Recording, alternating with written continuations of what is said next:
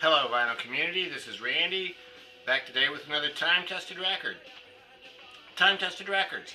Those are records that I have had, that I have listened to personally myself, as much as any other records that I have for the past 30 or 40 or 50 years. So, today's time-tested record, Montrose. The first Montrose album. This album was recorded in 1972. Ronnie Montrose, lead guitarist. Before 1972, he'd been a session guitarist. He worked some with Van Morrison. He worked on the Tupelo Honey album. He also worked with Boz Scaggs, Edgar Winter, Herbie Hancock. So he was a well-known guitarist. He joined up with Sammy Hagar, who I think had not really recorded anything up to this point, so they recorded this album in 1972. This album was produced by Ted Templeman, the same person who produced the first two Van Halen albums. He produced the first two Montrose albums too, co-produced by Ronnie Montrose. So this album, why is it a time-tested record? Every song on it is great. If you had grown up when I did, I was in high school in the late 70s, out driving around in the evenings, after school and stuff, listening to 8-track tapes in the car. This definitely would have been one of the 8-track tapes that you were listening to. Some of the others, probably all these could be time-tested records.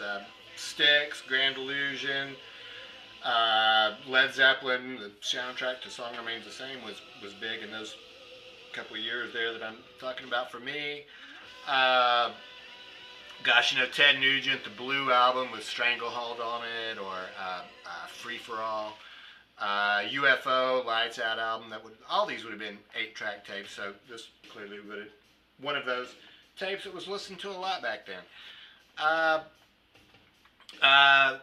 Some of the songs on here,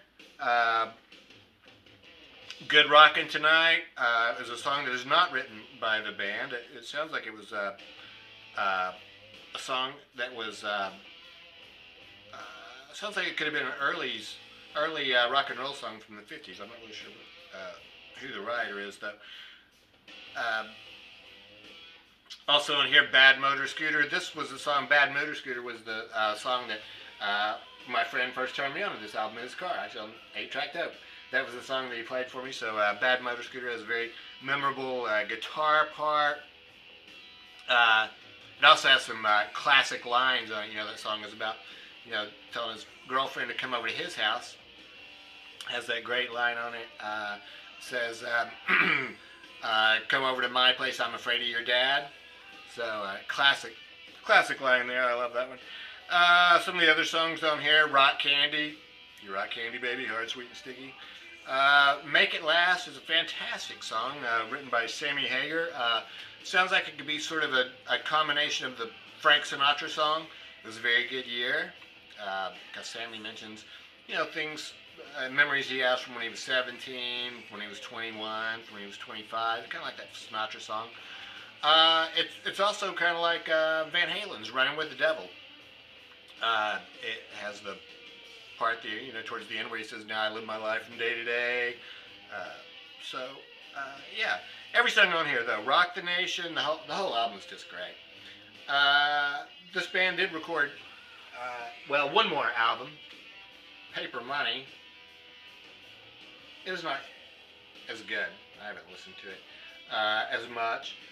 There were two more Montrose albums, but Sammy Hagar quit after this Paper Money album, so those next two I think weren't quite as good. Warner Brothers presents Montrose, and then there was one called Jump On It, which is probably most memorable for its cover, for its album cover. I don't have either one of those, though. So that's it. After these two albums, Sammy went on to a solo career, had some great songs. He was, the Red Rocker, Trans Am was his song. He Couldn't Drive 55.